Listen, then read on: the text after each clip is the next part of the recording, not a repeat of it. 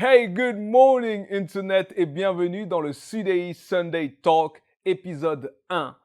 C'est le rendez-vous du dimanche à partir de maintenant, tous les dimanches à 18h. Attends-toi à me retrouver sur YouTube, sur Facebook, sur Spotify, sur toutes les plateformes de podcast. Donc à l'audio si tu veux juste écouter et en vidéo si tu veux nous voir. Aujourd'hui, c'est le premier épisode et je reçois Alexandre Viseo. Alex Viseo, qui a été une inspiration pour énormément de backpackers. C'est quelqu'un qui est arrivé sur la toile il y a déjà plus de 10 ans. C'était un influenceur voyage. Aujourd'hui, c'est un entrepreneur. C'est un homme de valeur et on va avoir une discussion profonde sans cadre parce que c'est le concept de l'émission. Il n'y a pas de cadre. Je reçois des personnes que je trouve intéressantes, des personnes qui m'inspirent, des personnes avec lesquelles je sais qu'on va échanger et que l'échange aura une certaine valeur. Et c'est pour ça que j'ai voulu créer cette petite émission à écouter le dimanche soir. Donc voilà, on reçoit Alex Viseo. C'est parti. Je te souhaite une excellente écoute.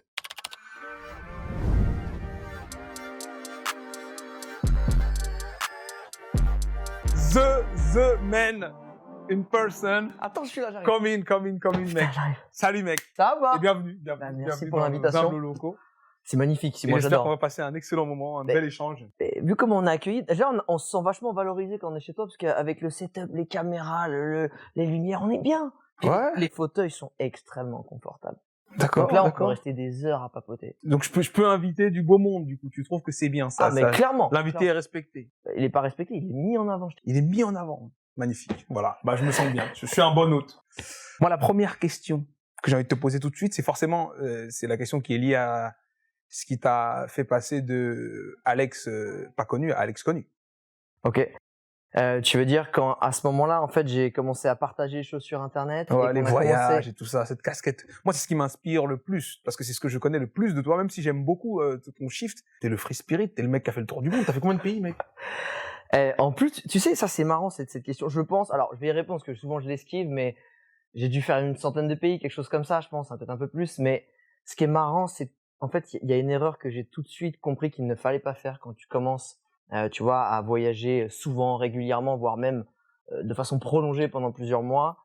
C'est commencer à comparer, commencer à faire un tableau de chasse. Parce que qui dit tableau de chasse dit comparaison, dit classement, dit il y a mieux, il y a moins bien, etc. Et en fait, le vrai secret quand tu commences à beaucoup voyager, c'est de garder un œil neuf, tu vois, sur tout ce que tu fais. C'est de jamais comparer. C'est de te dire, bah, tu vois, on est là, on est en banlieue parisienne. Je vais te montrer une petite cascade au là-haut. Tu vas dire, waouh, elle est trop bien, il y a la petite jungle et Ouais. tout. Et alors que ça se trouve, si tu viens des chutes d'Iguassou en Argentine, tu passes juste derrière sur cette petite chute, tu vois, au Laos, tu vas me dire, ouais, bon, elle est pas Ouais. dingue, ta chute, t'as vu les chutes d'Iguassou, c'était incroyable, etc. Et en fait, c'est ça le secret. C'est toujours te dire, si je sors de chez moi et que je voyais ça, plutôt que commencer à enchaîner et comparer, tu gardes cet œil neuf, en fait. Et ce côté, tu m'as demandé comment j'ai fait de pays. En vrai, c'est pas parce que t'as fait Rome que t'as fait l'Italie. C'est pas parce que t'as fait la Norvège l'hiver que t'as vu la Norvège l'été. C'est deux vrai, destinations c'est très différentes. vrai, Ou alors celle qu'on connaît, le Québec l'hiver et le Québec l'été, ça n'a rien à voir. Et en fait, c'est comment tu comprends grâce au voyage que l'instant présent, il est différent par rapport au moment où tu le vis, par rapport au conditionnement émotionnel dans lequel tu es. À qui tu es, même, Parce à que, ce moment-là. tu vois, on dit souvent, oui, mais qu'est-ce que tu fuis en voyage? Ou qu'est-ce que tu vas chercher? C'est quoi ta quête? Et en vrai, tu t'aperçois que le voyage, c'est un décor qui va changer autour de toi, mais ce que tu ressens à l'intérieur, il va avoir du mal à changer, en fait. C'est-à-dire que si tu fuis quelque chose, il y a un traumatisme que tu fuis, et ben, en fait, il va limite être exacerbé en voyage. Parce que tu vas être un peu, je sais pas, admettons, la mort de quelqu'un, la rupture avec quelqu'un. Et en fait, ces choses-là, tu vas pouvoir les taire parce que tu vas avoir d'autres potes, tu vois. Tu vas jouer au jeu, tu vas être sur Netflix, tu vas machin. Et en voyage, tu vas te retrouver seul face à toi-même. Parce que tu as un environnement nouveau, tu plus tes distractions, tu plus tes petits trucs qui appuient un peu, tu sais, qui mettent sur le côté ces démangeaisons, ces tourments mentaux. Et en fait, c'est ça qui est beau dans le voyage. C'est de te dire que toujours t'apprends à découvrir l'instant présent parce que si tu es dans un bon mood, il peut pleuvoir, tu peux avoir la dalle, tu peux sauter dans une flaque, aller chercher un petit truc bizarre dans un petit boubou à côté. Et si t'es dans un mauvais mood, bah tu vas dire j'en ai marre d'attendre le bus. T'es au sommet du il monde pleut. et c'est nul, quoi. Et pareil, tu peux être au sommet du monde et ça peut être nul. Ouais, ça peut être nul, effectivement. Et c'est Mais ça. j'avoue, j'aime beaucoup comment tu en parles parce que c'est d'emblée hyper philosophique, en fait. C'est d'emblée hyper réfléchi. Parce que moi, j'ai dû beaucoup voyager pour me rendre compte, justement, que, oh, tu cours après quoi, là? Et ce qu'il y a de particulier, c'est que moi, vu que je voyageais beaucoup avec ma femme et que elle a un besoin de sécurité assez poussé Ouais. de par le confort dans lequel elle se sent à l'aise et tout ça. Du coup, on essayait de voyager dans quand même des endroits plus ou moins safe, validés, dans des quartiers plus ou moins safe, et même dans des pays plus ou moins safe. Il y a des pays, on voulait y aller. Du moment où j'ai voulu y aller, elle a dit non, mais là tu te rends compte, ils ont dit que c'est trop. Et j'ai dit bon bah ok. Mais dans cette dynamique de voyage confort, et je dis même voyage, mais c'est plus des vacances en fait. C'est une multiplication de vacances qui devient hyper intensive en fait. C'est de la consommation en réalité, tu vois. C'est pas aussi parlant que acheter des chaussures parce que les chaussures sont là et tu les accumules. Mais d'une certaine manière, quand tu fais comme tu as dit un peu plus tôt la liste de j'ai fait ça, j'ai fait ci, been there, done that, à la fin c'est une collection d'objets immatériels d'une certaine manière, tu vois. Clairement. Et dans ça, il s'est passé quelque chose pour moi, tu vois. C'est-à-dire que moi, de base, quand j'ai vécu ma vie, je grandis, voilà, je découvre le adulthood et tout ça, je bosse un peu salariat et puis je prends ma décision d'aller dans l'entrepreneuriat. Bon, on y reviendra forcément, t'as des questions, tu m'as dit. Mais une fois que j'ai eu l'impression, en gros, d'avoir un peu craqué les codes de la vie, j'ai pas 30 ans, je suis plus salarié et je gagne suffisamment d'argent pour voyager, bah, je suis parti dans cette consommation, tu vois. Et je suis arrivé vraiment au stade où, je crois que ça m'a frappé il y a deux gros moments qui m'ont frappé. C'était les Seychelles et Koh Samui. C'est deux voyages où t'es sur une super île, il y a tout un tas de choses à faire, il y a plein de choses, plein de possibilités, une culture, de la bouffe, plein de trucs. Et je me suis fait chier. Ah ouais, tu t'es fait chier? Ouais. C'est-à-dire que j'avais tellement voyagé que je me disais bon, so what? Là, ça y est, là, ça commence à ça va quoi, tu vois. Et c'est ces moments-là qui ont, mine de rien, donné un peu des coups de pied dans la fourmilière de mes idées, de mon feeling, de ma recherche de mission. Parce que justement, hyper fan de voyage initiatique en termes de romans, tout ça, moi j'ai voyagé parce que je me suis dit, je vais me trouver en voyageant, tu vois. Bonne idée. Et ben, je pense que me trouver, ça a aussi été, ça s'est fait dans l'identification de cette différence qu'il y a entre le voyage initiatique, comme tu viens de le décrire, le côté en fait, un voyage, c'est aussi une opportunité de ne plus avoir les distractions. Sauf que quand c'est des vacances, t'as encore plus de distractions parce qu'il y a pas de travail, il y a pas de truc, et t'as un budget plus élevé que d'habitude et tu fais plus de choses. Donc en fait, t'es beaucoup plus dans le maquillage de tes stigmates et tout, de tes blessures du passé, tout ça, tu vois. Mais tu vois, c'est marrant parce que la plupart des gens, surtout ceux qui sont dans une optique un peu voyage, pas ceux qui sont dans une petite vacance, mais tous ceux qui partent en disant moi je vais voyager. Ils partent voyager parce qu'ils veulent voir des choses, ils veulent faire des choses, tu vois. Et ce qu'ils en ramènent de plus fort, de plus puissant, ce qui les a stimulés, ce qui les a marqués, c'est des émotions liées à des rencontres souvent. Et tu vois, c'est ça qui est toujours marrant. Quand t'acceptes en fait de sortir un peu de ta zone de confort, sortir ta zone de je connais, je suis sûr que cette ville-là où on va tester, bon, il y en a qui veulent pas, hein, et je comprends parfaitement ta femme pour ça. Mais quand tu acceptes ça et que tu tentes, tu dis au moins on teste, tu vois. Et ben derrière, en fait, tu t'aperçois que tu vas exactement ramener ce à quoi tu t'attendais pas. Et finalement, ce pourquoi t'étais venu, c'était bien, mais ça avait rien à voir en fait avec ce que vraiment avec la t'as pu avoir. puissance de ce que tu vas ramener. Genre, ouais, il nous a arrivé ça, et puis la galère, et puis truc, et puis lui à ce moment-là, il m'a fait un sourire. Je m'en souviendrai toute ma vie. Un sourire, je m'en souviendrai toute ma vie. Mais qu'est-ce qui t'empêche de te souvenir du sourire qu'il y a en bas de la rue, en fait, que de ton quelqu'un t'a fait? voisin, d'un Parce enfant, que c'est quoi? T'es pas là en fait. T'es pas là, mec. T'es dans le rendez-vous que t'as avec Soudei.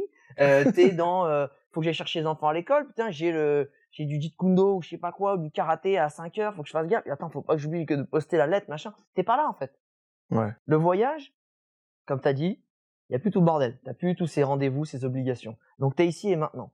C'est-à-dire que quand t'es ouvert à ce qui t'arrive quelque chose de beau, en tout cas à t'en rendre compte, bah au lieu de oh c'était beau ça, bon c'est vrai qu'il faut que j'aille chez le dentiste, bah non là t'es en voyage donc waouh c'est beau, ouais, je vais peut-être rester un petit peu, ouais, puis en fait tu vas te poser et puis tu vas réfléchir 5 minutes, puis après tu vas avoir un beau paysage, et en fait cette pensée là va continuer à mûrir, et de cette pensée, de cette émotion, il va en découler une leçon, un miroir avec toi-même, un défaut que t'as, une qualité que t'aimerais avoir, et là en fait ça a le temps de mûrir, ça a le temps de germer, ça a le temps vraiment d'avoir l'impact escompté c'est ça qui est beau dans le voyage. C'est que finalement le voyage c'est se nettoyer de tous tes impératifs du quotidien et c'est de laisser de la place à tout ce que tu as autour de toi dans ton quotidien auquel tu ne fais pas attention. Mais forcément, ça va être beaucoup plus puissant parce que les gens ne sont pas habillés pareil, ils ne parlent pas la même langue, le décor est fou, ce qui fait qu'à ce moment-là, tes sens, ils sont en mode Fast and Furious, tu vois. Tu sais, t'appuies sur notre, t'as accroché, ta vue, elle est stimulée, j'ai jamais vu ça. J'ai senti, c'est quoi ces odeurs d'encens, de curry, de ce que tu veux, c'est quoi ces matières que je suis en train de toucher, cette poussière. Et donc là, tes sens, ils t'ancrent dans l'instant présent. Donc dès que tu te prends une leçon d'une rencontre, d'une émotion, elle prend beaucoup plus de place et tu peux en tirer des leçons beaucoup plus fortes. Ça me tue parce que quand on parle comme ça, j'ai envie de te dire, mais dans ce cas, pourquoi tu voyages plus autant qu'avant? Parce que quand on parle comme ça, c'est comment voyager. Là, t'as donné envie aux gens de voyager. Alors là, tu sais que je prends Là, la tête. Il y a des gens qui sont en train... Non, mais c'est vrai. Je prends dis ça. l'avion dans 2 heures. J'entends bien. Mais comparé au rythme que tu avais avant, Mais parce il y que a quand même un gros là, et puis tu vas moins loin. Moi, il y a un truc aussi que j'aime beaucoup depuis qu'on suit et tout ça, c'est que des fois tu vas en France en fait. ah Tu vois, tu vas ici, tu vas là, et en fait il y a vraiment une. si j'ai arrêté aussi d'être influenceur voyage quand j'étais encore au top, tu vois, entre guillemets, c'est que tu vois, il y a quelque chose pour moi qui est important, c'est d'être toujours mon meilleur exemple. Alors je dis pas que je suis parfait, loin de là, je fais plein de conneries, mais c'est de se dire quand t'en prends conscience, quand ça germe encore une fois dans ta tête, est-ce que je suis raccord, même si des fois il y a des petits faux pas, des choses comme ça. Et au bout de 10 ans, j'aimais toujours autant voyager, parce que j'ai fait influenceur voyage pendant 10 ans. J'aimais toujours voyager, j'adorais toujours rencontrer des gens qui étaient 10 fois plus extraordinaires que moi. Moi, je suis qu'un haut-parleur, hein. Je suis qu'un haut-parleur de gens qui sont incroyables. Je suis qu'un mec qui met le projo sur des paysages, sur des gens, sur des cultures. Moi-même, je suis rien d'extraordinaire, je fais que passer le plat, tu vois. Ouais, extraordinairement humble en tout cas. Non. Et en fait, c'est le truc, c'est de dire, ok. Donc, moi, si je voyage, c'est pour faire prendre conscience aux gens que la planète, tu vois, elle est belle. Il faut en prendre soin. Et que le crédit que tu fais à prendre l'avion, à consommer sur place, bah, c'est un crédit que tu fais pour au moins en prendre plus soin quand tu rentres chez toi. Sauf que je me suis dit, ok, là, force est de constater, vu les news que je suis même pas, hein, mais pour te dire, ça vient quand même à toi, que le climat, il se dérègle à une vitesse où le crédit devient trop élevé. J'ai pas la réponse. Je me vois pas dire, attendez les mecs, faut arrêter de voyager, machin, faut faire ça différemment. Même si j'ai toujours prôné le voyage, tu sais, aller toujours dépenser auprès des commerces locaux, de faire attention comment on voyage, comment essayer de prendre les transports locaux, enfin vraiment avoir un impact le plus léger possible sur les destinations que tu visites. Force est de constater que moi je prends l'avion 2 fois, et encore je dis 2 fois, c'est aller-retour, donc c'est 4 fois dans le mois presque. Donc je pouvais pas être, je me sentais pas crédible de dire bon les mecs, va falloir revoir les choses différemment, il y a un truc qui se passe avec tout. Alors en plus j'ai arrêté avant la crise du Covid, j'ai arrêté 3 mois avant. Je me suis dit ça en termes écologiques, il y a un truc qui va plus, j'ai pas la réponse, je préfère avoir l'humilité de me dire c'est peut-être les nouvelles générations en fait. J'ai trop un grand écart entre les années 90 et maintenant, c'est-à-dire j'ai trop des mauvaises habitudes où j'ai beaucoup de mal, tu vois, je vais reprendre l'avion. Je sais que j'arrive pas à ne pas prendre l'avion, je mange plus de viande, etc.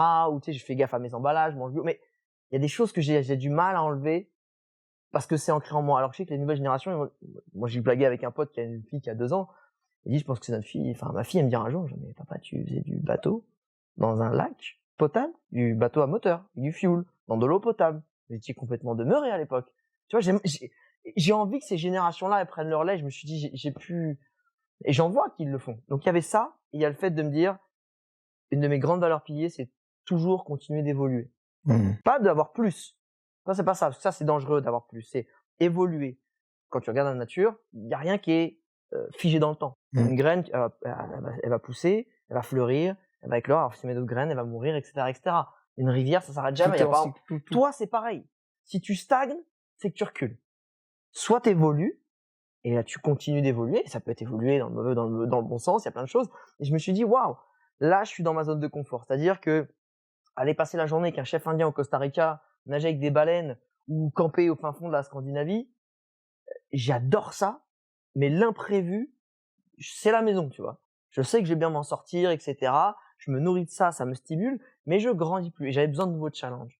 Et du coup, je me suis dit, ok, vu que c'est impossible de refuser des voyages qu'on me propose soit pour le pro ou en perso, parce que j'adore tellement ça, j'ai décidé que j'arrêtais en fait. Je dis, ok, j'arrête ce métier. Tu sais, j'ai brûlé mes bateaux. Je vois qu'il y a l'art de la guerre là-bas. J'ai brûlé mes bateaux. La seule façon d'aller chercher ce dont j'avais besoin, c'est-à-dire ma nouvelle activité pro, dont je n'avais pas vraiment conscience, parce que je savais pas trop quoi faire, c'est de pas pouvoir reprendre mon bateau et me barrer en arrière et retourner sur mon camp, tu vois. Donc j'ai cramé mes bateaux et je me suis dit, maintenant, il n'y a plus le choix. Mais le challenge, tu l'avais identifié ou tu savais juste que tu en voulais un nouveau? J'en voulais un nouveau et je ne savais pas. Ça, c'était mon gros problème. C'est-à-dire que je m'étais toujours dit... Tu as fait une reconversion pro, en fait. Non, mais man, j'étais là, avec mon catamaran. Je veux dire que les voiles, elles étaient pleines balles. On était à 25 nœuds. Je sais absolument pas combien ça fait 25 nœuds. Ça se trouve, c'est très lent. Mais dans la tête, ça va vite, tu vois. Ouais. Et là, je me suis dit, ouais, mais en fait, je suis pleine balles. Mais je crois que cette direction, aujourd'hui, elle fait plus de sens pour moi, tu vois. Et je m'étais toujours dit, bah, le jour où il y a un nouveau cap, vrac, je prends tout ce que j'ai appris, la façon dont j'ai grandi, je me suis renforcé, et puis je vais utiliser ça sur mon nouveau cap. Sauf que là, j'étais genre, baisse les voiles, mais on sait pas où met la barre, tu vois. Et ça a été ça, en fait, ce process de genre, merde. Je dis que j'arrêtais, puis... Pip-tadou, je ne savais pas quoi faire. Je sais pas quoi faire.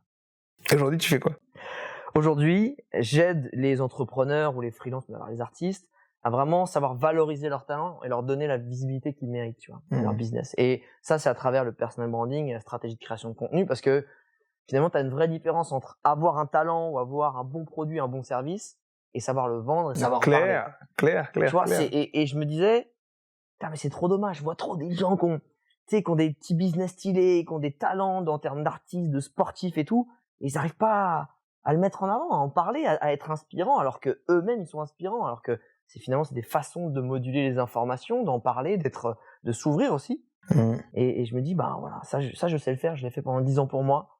Je voulais pas d'un business où je l'ai pas moi-même prouvé. Moi j'avais pas éprouvé le truc d'avant, tu vois, j'arrive pas à ça. Donc ouais, aujourd'hui c'est ça que je fais. Good. J'aime beaucoup la métaphore du bateau pleine balle dans une direction qui a plus de sens. Ah bah c'est le cas, hein. J'aime beaucoup ça. Mais du coup, t'as pas eu peur, toi, dans ce moment-là, là? Si, il y a des moments de doute, j'ai quand même, en fait, ce qui est le plus dur, c'est de te dire, j'ai mis 2-3 ans à arriver à devenir influenceur voyage, alors qu'à la base, c'était même pas un métier. Je savais même pas que je pourrais arriver à faire ça, puisque ça n'existait pas. Mais j'ai mis du temps, et puis c'est quelque chose que j'ai consolidé au fur et à mesure des années. Et puis j'ai eu la chance que l'influence, en termes général, qui est une stratégie marketing, des choses qu'ils faisaient pour 10 balles avant, bah, ça vaut des milliers d'euros. Parce que c'est une tendance, c'est l'offre et la demande, et je dis, putain, je pars quand je suis encore vraiment au top, je gagne très bien ma vie comme je l'aurais jamais imaginé. Je fais ça en plus tout en faisant des choses qui font du sens quand même pour moi, tu vois, c'est quand même des belles valeurs que j'essaie de diffuser, j'essaie d'être un déclic dans la vie des gens, toi, quand je reçois des messages genre, Alex, je suis parti là grâce à toi, t'as été le petit déclic, j'ai vu telle vidéo, tel truc, et maintenant je suis revenu, là, je vois la vie autrement, enfin, je pensais pas que j'étais capable de ça, ok, j'ai gagné moi, tu vois, j'ai gagné. Ben, tu pars de ça, et en plus, tu te régales toi à le faire, enfin, retrouver un autre taf sympa, parce que tu veux, la barre, elle était placée haute dans le précédent job, ça serait con de s'arrêter pour faire un truc claqué, tu vois. Donc ouais, forcément t'as la pression, et c'est pas la pression en termes d'argent, ça n'a jamais été un drive pour moi, ça n'a jamais été un truc qui m'a motivé. J'ai toujours voulu être payé à ma juste valeur, mais je me dis, qu'est-ce qui va me nourrir autant que ça, en fait? Et c'était ça la grande question. Et là, t'as trouvé la réponse? Mon nouveau métier, c'est génial. Tu trouves ça... En fait, la question que j'ai eu déjà, avant de trouver la bonne réponse, qu'est-ce qu'il faut trouver? La bonne question. Exactement. Et la bonne question, c'était, et j'ai mis du temps à la trouver, c'est qu'est-ce qui me faisait profondément kiffer, qui me faisait vibrer dans mon boulot d'influenceur voyage. Tu vois, c'est ça le truc.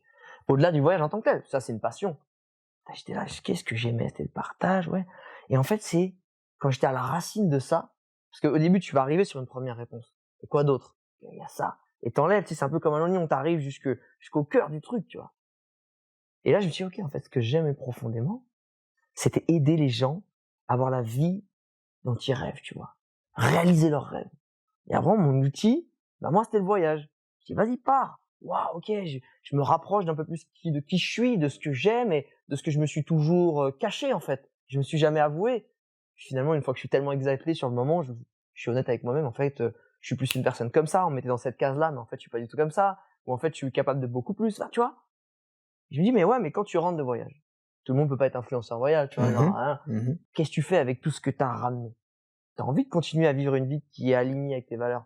Tu peux être comptable et être aligné avec tes valeurs. Absolument, ouais. Ça n'a rien à voir avec ce côté métier waouh et tout, mais c'est ce côté, ok. Et je me suis dit, putain, mais comment je fais pour finalement continuer cette mission-là dans le domaine professionnel? Parce que le pro te permet de gagner ta vie, l'argent dans cette société actuelle te permet de concrétiser. Voilà, exactement, c'est de l'oxygène, c'est de la facilitation. Tu facilites ta vie, etc.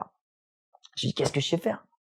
Qu'est-ce que je sais faire? Et en fait, je me suis aperçu que à ce moment-là, je filais encore des conseils à des potes qui me demandaient genre, ouais, comment je peux mettre en avant mon business? Comment je peux en parler? Je fais, putain, mais c'est ça, en fait. Je peux aider les gens qui ont une idée ou une envie de business ou un business qui est déjà lancé et leur donner des clés pour leur donner une soupape supplémentaire pour avoir plus de visibilité et que ça cartonne plus, tu vois?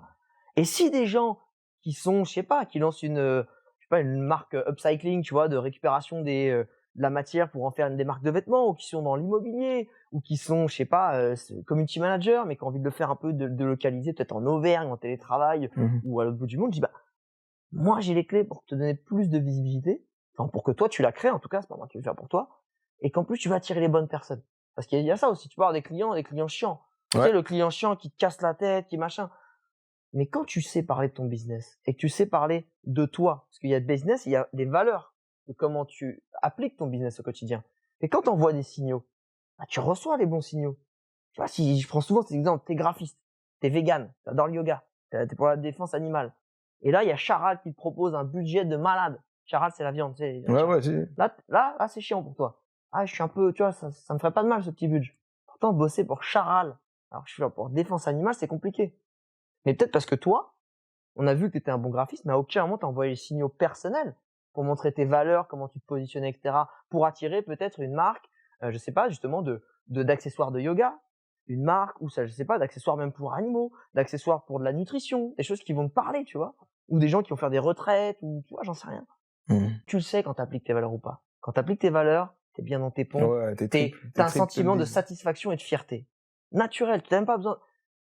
Quand tu n'appliques pas et que tu sais que tu as pris un raccourci, tu sais que tu as été vers la solution de facilité, la solution de sécurité, tu as pensé un peu égoïstement, et qu'il y a des choses qui n'ont pas vibré en toi, tu as un petit goût amer. Tu as fait le truc, mais tu sais au fond de toi que ça va pas. Et c'est pour ça que, tu vois, j'ai jamais, évidemment, j'ai dû faire des conneries, prendre des raccourcis comme tout le monde, tu vois. Mais à chaque fois, genre, non, ce budget-là, des fois, une fois, on m'a proposé un truc, genre, c'était un SUV crossover pour une marque de bagnole. On me dit, ouais, t'auras juste à venir faire des petites stories et trucs et machin.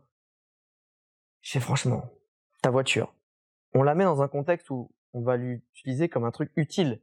On va dans le désert, on fait les choses et on montre son utilité là. Je pourrais comprendre, tu vois. Voire on lui met dans la gueule pour voir si c'est vraiment un véhicule utile pour ça.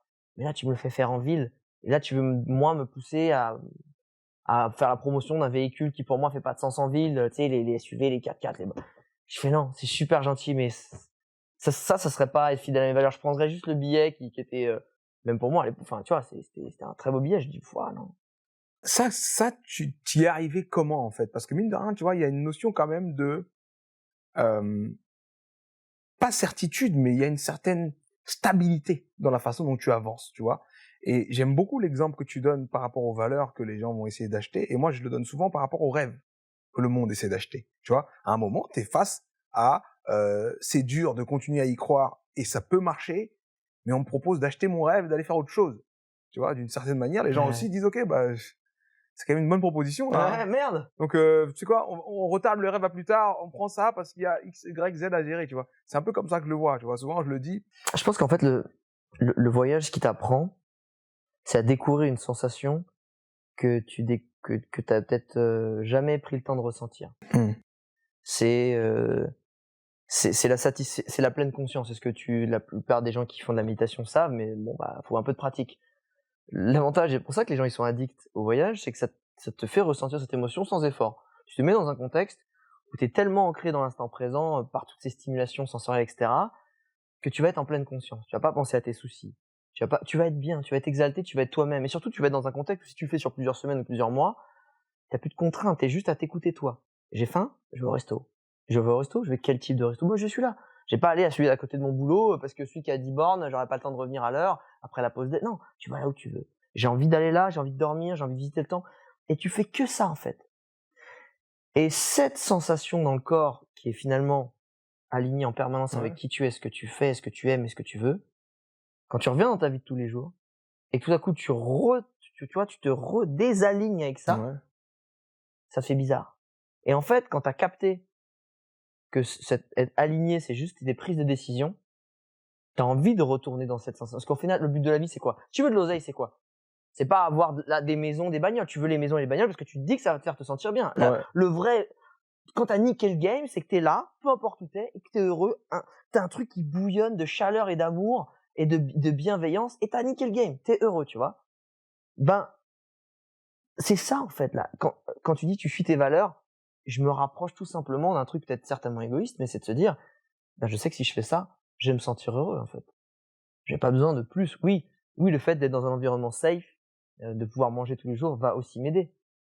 Mais en fait, si je gagne peut-être moins et que je prends pas ce raccourci, mais tac, je peux quand même avoir ce côté safe, machin truc, mais je vais me sentir bien. Et ce fuel-là inconscient, il a beaucoup plus de De valeur que valeur que, l'argent. ouais. En fait, c'est presque égoïste. Il y a rien de sage et tout. C'est que quand t'as compris qu'en respectant après chacun ses valeurs, mais en tout cas les valeurs, tes belles valeurs et que t'es Bah, tes aligné, valeurs à toi, en vrai. Parce ouais, qu'au voilà, final, chacun a ses valeurs, voilà, exactement. Putain, ça te fait te sentir, mais genre, tu sais, il y a souvent, si on prend un truc un peu plus pragmatique, c'est le sentiment du devoir accompli. Tu sais, ce truc quand t'as cartonné ta journée, t'as fait tout ce qu'il y avait sur ta to-do, et puis en plus t'as eu le petit geste, t'as eu le petit compliment et tout. Tu sais, tu rentres chez toi, t'es un petit peu comme ça. Putain, j'ai passé une Ouais, c'est super une journée. super journée, ouais. Sentiment du devoir accompli, c'est la même chose que finalement, t'as été fidèle à tes valeurs et tu l'appliques au quotidien en fait. Parce que le sentiment du devoir accompli, c'est quoi? C'est tu t'étais engagé vis-à-vis de toi-même à faire des tâches, sans forcément que ce soit des valeurs, mais des tâches. Et t'as été accomplir les objectifs que tu t'étais fixés. Et ça te nourrit, tu dis, waouh, putain, je suis fier de moi, je me sens bien. Et finalement que si t'enlèves ces tâches-là, un truc à la con, imprimer tel truc, finir ton PowerPoint, appeler tel client, tu me le remplaces ça par transparence, honnêteté, esprit d'équipe, dépassement de soi. Et chaque jour, les décisions que tu prends, ça nourrit ça, bah, tu rentres, t'es comme ça, tu vois. Ce que tu viens de dire, c'est fort quand même. Certainement, je dis souvent des trucs géniaux. Dans ta to-do, tu mets, voilà, honnêteté, transparence, alignement et tout. Mais c'est hyper fort, en fait, ce que tu viens de dire. Je sais pas, mais en fait, c'est Parce super qu'en fait, égoïste aussi, en vrai. En fait, les gens, ils disent, waouh, non, c'est bien. moi, par contre, l'égoïsme, j'estime que c'est bien. Ça dépend sur quoi tu le mets. C'est l'égoïsme, effectivement, du plaisir charnel, de l'argent, de la drogue, de tuer, tu vois, des trucs. Effectivement, en fait, c'est toujours pareil. Où est-ce que tu mets le sniper? Bon, parce que l'argent, la drogue et tout, ça a l'air bien, mais c'est du mauvais égoïsme parce que les conséquences sont pas si bonnes que ça. L'égoïsme, en ce sens-là, j'estime que c'est génial. Moi, tu vois, ce que le monde m'a appris aussi, tu vois, et d'ailleurs, souvent, je me retrouve à parler de ça comme ça parce que souvent, on me dit, mais l'inspiration, comment, pourquoi, qu'est-ce qui fait que t'es là et que tu sais pourquoi t'es ce vecteur-là? Je dis, parce que je reçois comme ça, de tout un tas de vecteurs que je vois partout, même une mouche m'apprend des trucs, tu vois. Et quand je regarde le monde comme ça, un peu comme tu as dit tout à l'heure que tout fonctionnait en cycle, j'ai aussi identifié une chose, c'est que rien n'existe égoïstement. Tout a un rôle dans la vie de quelqu'un d'autre ou de quelque chose d'autre qui existe. Tout existe pour autre chose que juste la chose qui existe, tu vois. Donc, être égoïste, ça te permet de t'aligner. Et une fois que tu es aligné, bah, tu sauras exactement pourquoi tu existes. Et égoïstement, quand tu accompliras ta mission, bah, tu feras ce que tu as à faire. Toujours pareil. En fait, je pense que l'égoïsme, c'est comme un objectif où quand t'es passionné, si t'es passionné par sauver les enfants ou trouver le remède à une maladie qui est horrible, c'est une bonne passion, c'est un bon égoïsme, c'est une bonne obsession. Si ton obsession, c'est les femmes, et que t'es un mec creepy, et qu'en fait, t'es tellement obsédé par ça que tu vas en devenir tellement égoïste, tu t'en fous des ravages qu'il peut faire, tu vas devenir violeur, tu vois, c'est pareil.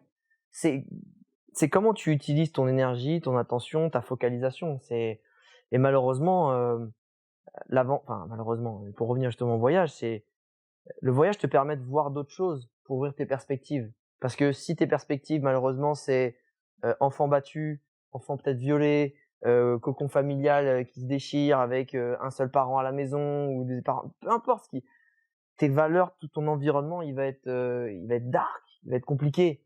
Donc toi, tes objectifs, ils vont être dark, ils vont être compliqués. Tu vois, donc je pense qu'il faut pas toujours voir l'accident. Il a tué des gens, machin. Pourquoi? Ça vient d'où? Faut soigner l'origine du truc, sinon ça se reproduira toujours, enfin.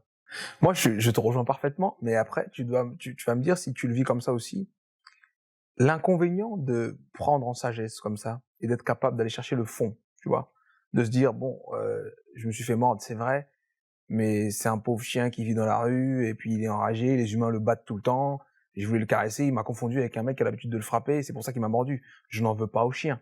Je comprends le contexte qui a créé cette action, en fait, Ouais. ce comportement. Mhm. Maintenant, ça court pas les rues, en fait. De quoi? Les Les chiens gens qui qui mordent? arrivent. Non, d'une part, les chiens qui mordent, et ça, c'est génial. Déjà, ça, c'est génial. Ah bah, vaut mieux. Ouais, Ça c'est sera drôle, génial. genre tu serais toujours comme ça. Toujours un chien peut te mordre, ça Putain, serait terrible. attends, Ça serait encore, je me suis terrible. encore fait chiquer aujourd'hui, chiant. Mais ça court pas les rues, en fait, cette maturité. Et moi, ce que j'ai envie de te poser comme question, c'est comment est-ce que tu vis avec des personnes qui n'ont pas encore cette maturité-là? Comment est-ce que tu interagis avec des personnes qui n'ont pas encore cette maturité-là? Parce que tu peux aussi comprendre une personne qui Parce que je l'ai été. a juste mal. Non, parce que je l'ai été, en fait. Et parce que je le suis encore. Oui, Des fois, t'as des moments de sagesse, des fois, t'es emporté parce que c'est une personne en particulier qui fait tellement d'effets émotionnels.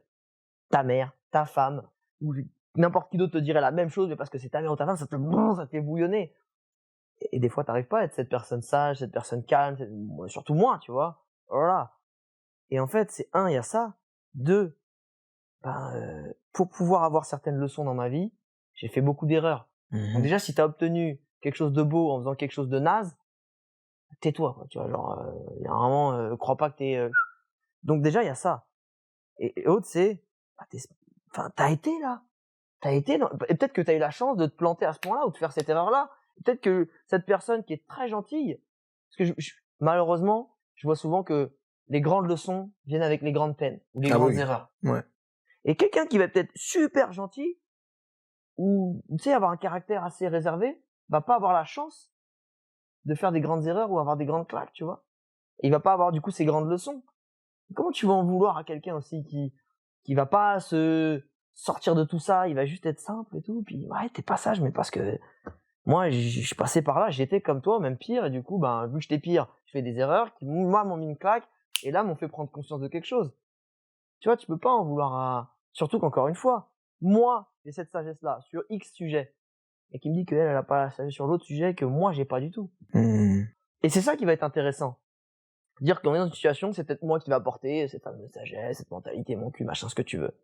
Et on se retrouve dans une autre situation qui a rien à voir, et là, je vais m'emporter, ou je sais pas, je vais avoir pas la bonne façon d'apprendre des choses, et là, elle va me dire, non, mais écoute, et là, je vais faire, ah ouais, ok. Et la personne que je disais un peu peut-être gentillette ou machin, elle va te sortir la punchline, le truc simple qui va te dire, ok, à un moment donné, je t'ai apporté quelque chose, mais en fait, à n'importe quel moment, toi, tu peux m'apporter quelque chose.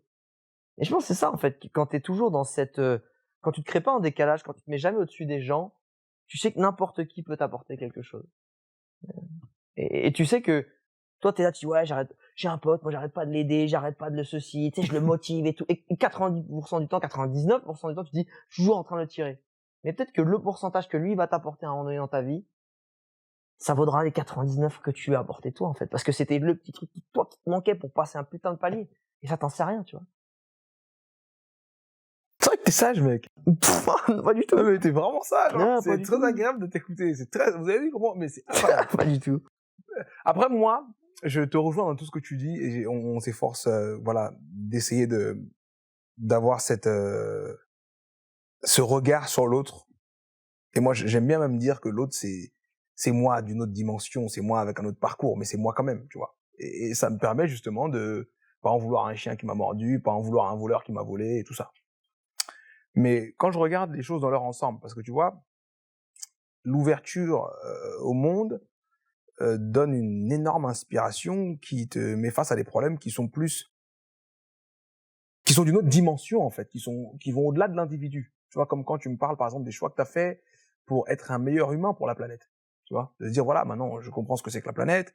On a mis des choses en place qui avaient l'air géniales, certes, mais qui ont des conséquences qui sont ça va de mal en pire et tout ça. Donc tu as fait des choix et tout ça. Dans cette compréhension-là, c'était plus tant une affaire individuelle, tu vois. C'est devenu une affaire de bon. En fait, on est tous ensemble pour vivre un truc ensemble génial, tu vois. C'est une grande famille avec plein de membres de la famille et bon, il faut qu'il y en ait qui aient un comportement qui crée de belles conséquences pour la famille, pour la maison de la famille et tout ça. Et c'est en ça où je t'ai posé cette question parce que moi, je suis très empathique en fait. Bah, t'as de la chance, Tu vois? moi pas du tout. Ah, moi, je suis hyper empathique. C'est une vraie chance. Moi, c'est quelque chose que j'ai dû bosser à fond. Moi, je suis sympa, mais je suis pas empathique. C'est-à-dire que l'empathie, pour qu'on se mette d'accord sur ce terme, Ok. c'est arriver à ressentir ce que ressent l'autre, finalement. C'est se mettre à la place de l'autre. Ouais. Et ça, c'est un truc que je trouve, c'est une qualité formidable. Formidable, c'est incroyable. Que je n'ai pas du tout naturellement. C'est-à-dire que ça me demande une énergie incroyable. Attention, ça a l'air formidable comme ça, mais il faut travailler. Parce que si tu ressens ce que ressent l'autre, justement, tu et c'est en sens, ça où le problème des personnes qui n'ont pas encore travaillé pour devenir sages devient vraiment un problème pour moi.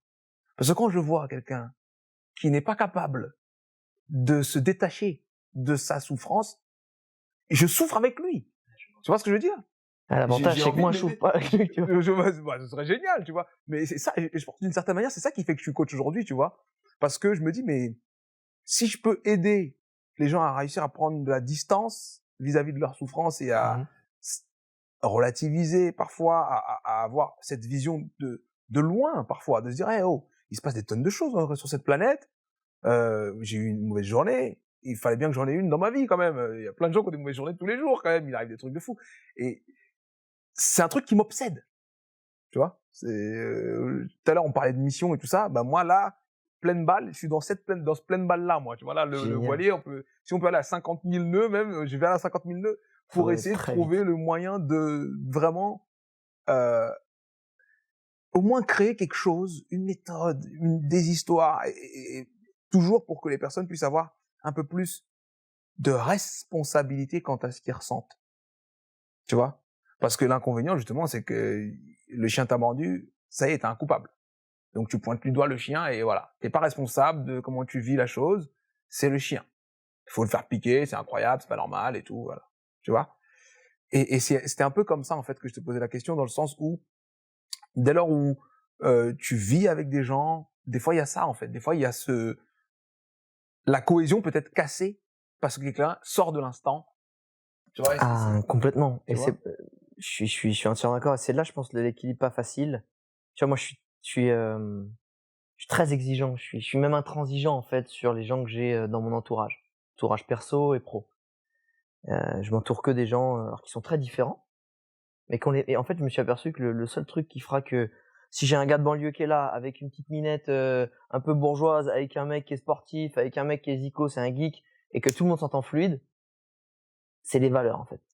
Parce que si tout le monde a les mêmes valeurs, c'est que tout le monde a la même façon de voir la vie.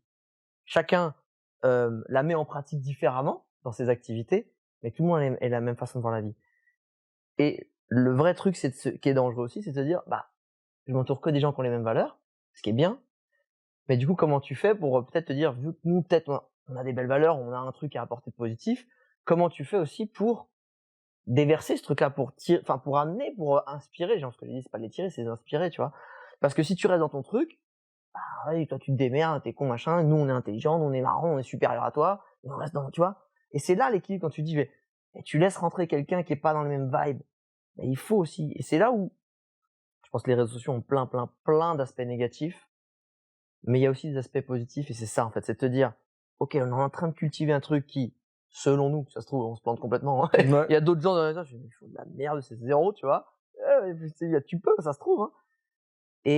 Mais comment tu fais pour faire rayonner ces trucs-là et donner aux gens l'envie? Parce que finalement, tu convaincs pas quelqu'un à faire quelque chose en disant, t'as tort, regarde comment faut faire. Finalement, c'est comme vendre un produit.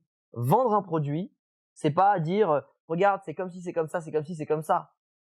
Vendre un produit, c'est pas pousser au téléphone, si, c'est pour vous. Non. Vendre un produit, ça arrive à être assez inspirant pour déclencher une décision par lui-même chez ton client. Et si tu reprends ça vraiment dans les méthodologies du marketing, c'est ça. C'est ça, une vraie belle vente. Ouais, c'est que le client de lui-même qui lui a donné que envie. c'était ça. Tu peux tourner les talons, il va te suivre. Voilà. Bah, en fait, c'est ça. C'est comment tu le fais aussi dans la vie tous les jours. Comment tu fais pour, non pas dire, ça c'est pas bien, voilà ce qu'il faut faire, mais c'est de dire, regarde-nous comment ça se passe quand on fait ça. Hey, si t'as envie de le faire, ça peut être cool, teste, tu vois. Et c'est ça que je trouve beau dans les réseaux sociaux, c'est de se dire, t'es pas en train de dire que t'as la science infuse, t'es en train de dire, voilà ce que je fais, et regarde ce que ça fait. Voilà les résultats. Si toi, les résultats t'intéressent, bah regarde la méthode, elle est là, tu vois, teste. Top. Vraiment sage. Hein. Vraiment, Pas du tout. vraiment, Tu me. vraiment. Attends, Eh, mais les gars, j'aime filmez en bien. off, vous allez voir si je suis ça, je vais Non, foutre si. des conneries, je vais jeter des trucs partout, tu vas Non, mais voir. justement, moi, j'estime que être heureux, c'est toujours avoir ce range-là, tu vois. Ah, Tu c'est peux pas être intéressant. heureux. Et dis-toi que j'ai eu une période où j'ai douté de euh, du comportement, d'une certaine manière, que je devais avoir en tant Ah. qu'aidant, en tant que coach. Ouais. Et j'ai eu une période où je voulais incarner, tu vois, l'identité, tu vois, d'une... Toujours cool, maître Yoda tout le Voilà, temps. tu vois ce que je veux dire? Genre, ouais, c'est le maître à penser, il faut que... Alors que non, je suis un mec, les gens, ça les surprend. Quand ils me voient, pareil, en off, quoi, ils me voient, ils disent, mais Tu sais, quand tu m'as accueilli il en est caleçon, j'étais complètement pas prêt, fou. tu vois. Bah, J'étais là, bien je sûr, waouh, c'est comme ça, on pourquoi est, waouh, Pourquoi les tu vois. caleçons, quoi? Il fait chaud. Ouais, je comprends. Il fait trop chaud. Je comprends. Mais, et quand tu lis les biographies de personnes, je sais pas si tu aimes beaucoup les biographies, mais moi j'adore les biographies parce que ça me permet de Ouais. vivre une autre vie, tu vois. C'est un côté génial. J'ai vécu la vie de lui aussi, tu vois. Et dans les biographies, tu te rends compte que il y a toujours l'humour. L'autodérision, Il y a toujours l'humour. c'est ça. Tu sais Toujours. que le Dalai C'est Lama, trop ça que j'aime important, bien, il l'humour. dit les gens se prennent beaucoup trop au sérieux. Alors tu vois, le gars, il est en termes de sagesse, c'est un peu lui qu'on dit Dalai Lama. Et lui, il dit non, mais si tu rigoles pas de toi-même, déjà, il y a un truc qui va pas. Tu sais. Et tu vois, c'est marrant, mais en ce moment, j'ai rédigé les fiches de poste pour ce que je vais recruter un community manager en freelance et un filmmaker à temps plein. Et j'ai vraiment fait en sorte de faire une fiche où je reçois pas beaucoup de candidatures. Je vais recevoir les bonnes candidatures. J'essaie de dissuader les gens. Pas par rapport à leurs compétences, mais justement par rapport à qui ils sont. Et un des trucs qu'il y a dans les personnes avec qui je ne veux pas et qui sont une raison de rupture de collaboration ensemble, c'est les styles de caractère que je veux pas, en fait. Et dedans, il y a susceptible. Parce que pour moi, la susceptibilité, c'est une espèce de mur en brique, triple épaisseur, à te permettre d'évoluer. Parce que souvent, les gens, ils sont susceptibles sur ce qui pique, sur leurs points faibles, sur les trucs qu'ils aiment pas Toujours. trop chez eux. Enfin, tu Toujours. vois, le mec qui est beau, il va dire, putain, toi, t'as vraiment une sale gueule. Il va rigoler. Non. Mais peut-être que lui, il a peut-être un grain de beauté avec lequel il est pas à l'aise. Et ça, si tu piques un peu là-dessus, ouh, c'est pas bien, tu vois. Bon, ça, c'est un exemple physique. Je dis pas qu'il faut critiquer le physique, mais pour moi, la susceptibilité, j'en veux pas dans mon équipe parce que ça veut dire que c'est important aussi quand on a un défaut déjà de crever un peu l'abcès, de pas en faire toute une montagne. Et surtout pas le ranger dans le placard. C'est-à-dire qu'on en parle. À force d'en parler, ça devient un truc pas très grave, et puis un truc pas très grave, on peut peut-être essayer de voir comment on peut l'améliorer, et puis peut-être un jour le résorber, tu vois. Et moi, c'est ça, je veux qu'on rigole. Dans mon équipe, je dis souvent, moi les gars, on est là pour s'amuser. On fait ce job-là parce qu'on s'amuse. Donc ça se charrie. On n'est pas là pour jouer. Franchement, quand on taffe, on n'est pas là pour jouer. Mais on est là pour s'amuser. Et ça veut dire que ça se charrie. Moi, des fois, je sors des idées, mais mon équipe, elle est pas là pour me dire, ouais, c'est pas mal, Alex, c'est vraiment top. Non. Nous, on regarde tous l'objectif. Si moi, n'importe qui, moi, mon associé, les autres, l'idée qu'elle donne, elle est pas vers l'objectif, ou en tout cas, les autres pensaient, bah, on dit non. Alors, charrie, tu sais, on va pas charrier, genre, elle pourrit ton idée, mais s'il y a un truc, c'est ça qui est important. Parce que ça permet de rester humble, tu vois, de pas prendre trop au sérieux, de pas, genre, c'est trop agréable, en vrai. Et en vrai, parce que la susceptibilité enlève le côté léger. Tu vois, je pense qu'il faut faire attention, on n'est pas là pour blaguer sur des choses qui peuvent blesser, tu vois, attention. Mais je pense que le monde aujourd'hui, qui est en train de s'éveiller beaucoup sur des choses auxquelles il faut faire attention, la façon dont on parle aux femmes, la façon dont on traite les femmes, la façon dont on traite les religions, dont on parle des religions, des communautés. Les communautés, absolument. Tu vois, ultra important de s'éveiller là-dessus. C'est fini les discours, là, les Michel Leb, tu vois, putain, tu peux plus revoir un sketch de lui, tu vois, c'est pas possible. Mais d'un côté, il faut faire attention de pas tomber dans l'hyper susceptibilité qui fait que tu peux plus blaguer aussi des petits trucs marrants, tu vois. Moi, je suis portugais d'origine. Si un pote, il peut plus me charrier sur le fait comme je me dis qu'il parle comme ça, là, qu'il me dit, hey, Alexandre, qu'est-ce que tu fais à la bordel? Tu vois? Je trouverais ça dommage. Parce qu'il faut savoir, justement, je trouve que le respect, il est aussi dans le côté, on peut blaguer ensemble. C'est-à-dire, je blague avec toi parce que je t'apprécie. La blague dénigrante, rabaissante, non, on n'en veut pas. Mais je pense qu'en ce moment, la subtilité, elle est en train de se jouer là. C'est comment tu fais pour pas être trop susceptible par rapport à des choses qui sont très importantes et auxquelles il faut faire très attention. Et comment tu fais aussi pour blaguer là-dessus, tu vois. Parce que la subtilité, encore une fois, quand tu l'enlèves, quand t'es ouvert à blaguer sur des défauts, sur des petits trucs qui sont un peu sensibles, t'es ouvert à la critique, t'es ouvert au conseil, t'es ouvert à grandir, t'es ouvert à évoluer. Ça, pour moi, ça me semble super important. Ouais, franchement, je trouve que c'est des belles valeurs, en tout cas. C'est des belles valeurs et ça permet au moins d'avoir, dès le départ, une notion de communication authentique, tu vois. Il y aura pas de... Et puis, si on te demande de pas l'être, c'est que en face, on l'est pas non plus. Donc, il y aura vraiment... En termes de valeurs d'entreprise, je trouve ça génial, ouais. Après, sur ce que tu dis sur la façon dont les choses évoluent, tout ça, ouais, elles évoluent comme ça, hein. Qu'est-ce que tu veux faire d'autre à part... C'est toujours pareil. Quand t'as abusé des siècles de merde, de comportements, les femmes, les communautés, etc., machin, bah, on va pas tout de suite arriver à l'équilibre. Normalement, il faut que ça fasse un peu comme ça. Voilà. Alors là, on se vénère, tu nous as saoulés, là. Et après, on se Un recalme un jour, peu. on va arriver à ça, tu vois. Voilà. Évidemment. C'est Ouais. normal. Ouais. Moi, j'ai une question par rapport à ton free spiritisme. Parce que t'es un free spirit, tu vois. J'ai un free spirit. Je galope sur les steppes, les cheveux au vent. Ta vie, t'es marié, Elle est- t'as elle des est kiffante. enfants, c'est quoi? Ah! Je crois pas que j'ai d'enfant. Voilà, on pourra me retrouver peut-être. Non, j'ai pas d'enfant. Je suis célibataire. Tu fais quoi? Tu me fais un speed dating là, c'est ça? Bah mettez votre numéro, envoyez-moi un DM. Non, pas du tout, pas du tout. Non. Non, mais si, vous pouvez. Hein. Non, pas du tout. Alex, Pas du tout, là, pas du tout. Pas du tout. Instagram, c'est un très bon réseau parce que tu peux parler à qui tu veux. Non, Et non, si non, vous lui non. envoyez un message sur Instagram, il le verra. Il a dit même qu'il recrutait un community manager. Donc, Mais le tu- message sera traité. Ouais. Hashtag love Alex. Non, Alex. Lui, il est. Free spirit, Hello, love, I love you. Alex. Non, cette situation-là, pour l'instant, elle est ce qu'elle est. Ouais. C'est pas du tout une volonté de ma part de rester célibataire sans enfant. Je dirais que Tu c'est fais ton Georges Clooney un peu. Hein? Putain, je veux imagine Bah, le vieux beau à voilà, 50 tu fais ton piges. Georges Clooney, tu vois, Avec les les petits cheveux, les petites tout boucles qui commencent à tu boucler, vois. c'est insupportable, je te jure, j'arrivais pas à ça avant. Bref. Merde, décolle pas. Non, mais c'est bien, je veux c'est pas bien. ça, je veux pas ça, mais non, je veux pas ça. En fait, c'est pas ça, c'est que, tu vois, tu me dis que je suis sage. J'ai peut-être réussi sur certaines parties de ma vie, mais j'ai pas du tout réussi sur, et peut-être la plus importante, celle de l'amour au quotidien, d'être nourri, Non, mais la plus d'avoir un importante, foyer. c'est toi qui décides si c'est la plus importante ou pas. Bah, c'est la plus importante pour moi. Et tu vois, j'ai pas réussi pour un moment pour moi, la partie la plus importante de la vie. Parce que je pense que la vie, elle est en vrai, la vie, c'est con ce que je veux dire, mais elle est ultra juste.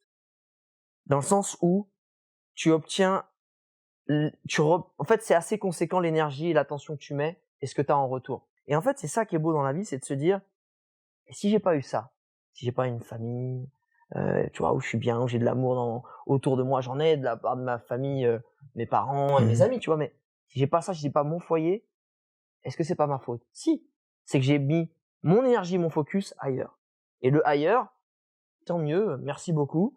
Alhamdoulilah, comme on dit. C'est pas mal. Alhamdoulilah, ça s'est archi bien passé. J'ai réussi à obtenir les choses, tu vois, mais ça veut dire qu'aujourd'hui, je sais que c'est aussi une priorité de me dire, ah, ok, man, c'était cool, tu t'es épanoui, t'as fait des choses, en plus, qui apparemment ont servi à d'autres en choses positives. Mais, il te manque la chose la plus importante après la santé.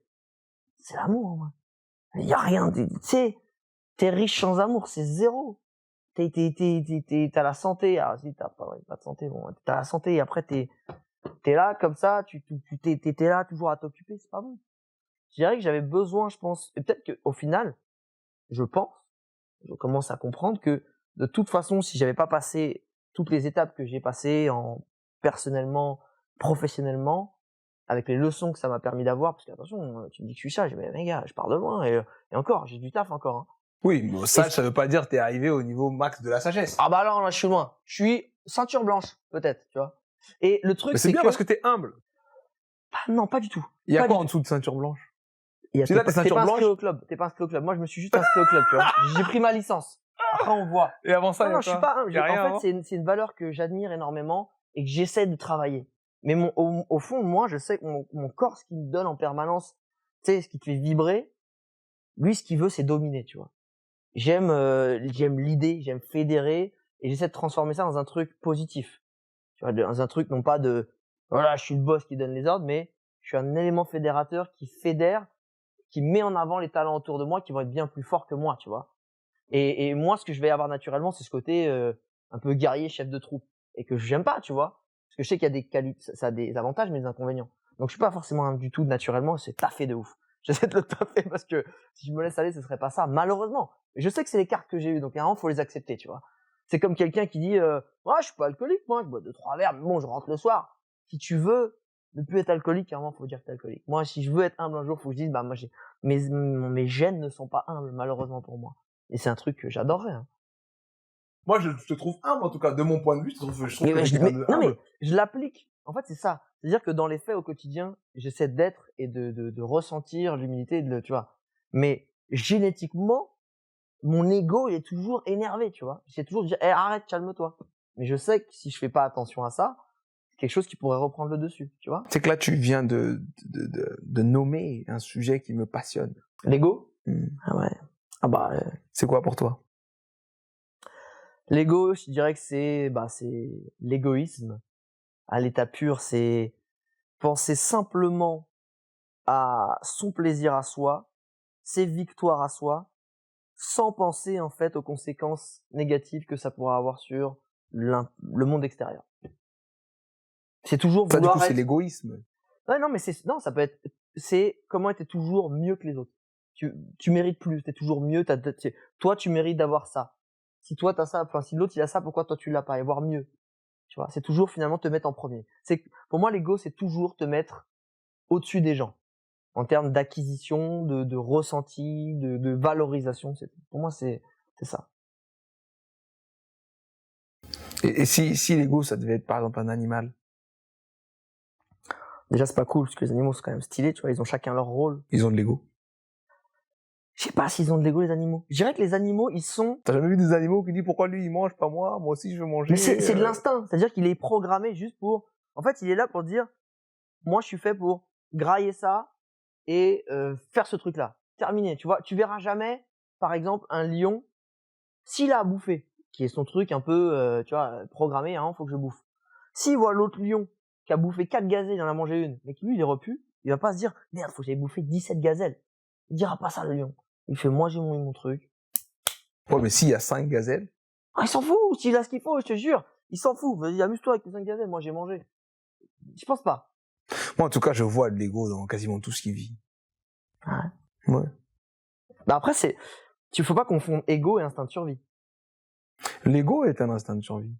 Oui, une forme. Parce que justement, Bah, tu vas te il mettre veille à il veille sur tes intérêts. Ah bah ouais, clairement. Maintenant, on l'exacerbe, malheureusement, parce que nous, on a la possibilité d'éduquer. Et donc de changer. Surtout que nous, ce qui est très en termes de instinctif. survie, on est déjà à peu près validé, surtout en France, On maîtrise le truc. on a à peu près validé le truc, tu vois. Voilà, on Même si maîtrise t'es le dans une truc. grosse galère, on est à peu près sur le truc, c'est pas censé C'est- mourir demain, voilà. il faut prendre une bombe ou vraiment manquer à manger ou un truc, tu vois. Donc en vrai, tout le reste, il sert plus à grand chose, c'est vraiment du superflu. Justement, il se fait chier, l'ego, il fait bon, bah, on reste plein de survie, il fait bon, bah, en survie, qu'est-ce qu'on fout? Allez, il casse les couilles, on va vouloir essayer de l'écraser, on va essayer de faire ceci. Moi, c'est vraiment comme ça. Je vois vraiment l'ego comme soit un programme, ou soit une version de nous qui existe en nous et qui est là pour veiller sur nos intérêts. Et qui parfois est un peu trop, tu vois, c'est comme un antivirus trop, non, oui, non, ça on gagne pas, on fait pas, tu vois. Mais, je vois dans cette même énergie qui parfois crée des mauvaises choses, du positif. Parce que ça donne un drive, tu vois. Tu sais, il y a un truc avec lequel j'ai beaucoup de mal, parce que comme je te dis, j'aime beaucoup l'humilité. Les sportifs qui sont humbles, pour moi, c'est ceux que j'admire le plus. Tu vois, c'est ceux qui... N'Golo Kanté, t'as une photo de lui chez toi et tout. Ouais, j'ai ses chaussures. Non, je rigole. What? Parce que N'Golo Kanté, c'est un certain level. Hein. Ah bah, C'est voilà. un certain level d'humilité. Et tu vois, c'est incroyable. Mohamed Ali, Cristiano Ronaldo, extraordinaire athlète. Extraordinaire. GOAT, tu vois, genre, greatest of all time. Et je suis partagé, en fait. Parce qu'en fait, ce qui me rend ouf chez Cristiano Ronaldo, c'est qu'à la fois, le gars, il va donner des millions à les œuvres caritatives. Il va avoir des comportements ultra gentils vis-à-vis des gamins. Tu les vois, toutes les petites vidéos, il a toujours la petite attention pour les gens. Il prend pas les gens de haut. Mais en fait, son fuel, c'est de se dire que moi, je suis meilleur. En fait. Moi, je suis meilleur. Je suis le meilleur joueur de tous les temps. Et je me dis, comment je fais? Parce que c'est quand même beau. Parce qu'en plus, ok, lui, il se fait plaisir, hein, il a de l'oseille, il va plus savoir quoi en foot, mais il fait aussi des choses positives avec, tu vois. En plus, c'est ton compatriote. Hein? Ton compatriote. Ah, tout dingue. Et en gros, c'est de se dire, finalement, ça aide, tu vois, l'ego. Ça joue un rôle incroyable. Et comment t'arrives à... En fait, c'est ça, moi, c'est comment j'arrive à m'en servir pour pas qu'il m'emporte. Surtout que moi, j'ai cette sensibilité-là de... Tu vois, c'est là où moi, ce truc, j'ai pas trouvé la réponse. Hein. C'est une voiture. Il faut savoir la conduire. Tout à l'heure, en off, tu disais, j'ai acheté une Ferrari pour faire le tour du périph'. C'est-à-dire que tu sais conduire la Ferrari. Tu peux lui dire, non, on va pas rouler à je sais pas combien. On va juste faire le tour du périph'. Tu donnes ça à quelqu'un qui sait pas conduire. Il va dans le mur, il renverse des gens. Alors, comment on apprend à conduire une Ferrari? Attends, les gars, on est toujours dans la métaphore de l'ego. Hein. De l'ego, on parle toujours. pas de la Ferrari. Hein. Ouais. Là, on est passé sur un step... Bah, justement, en observant l'ego.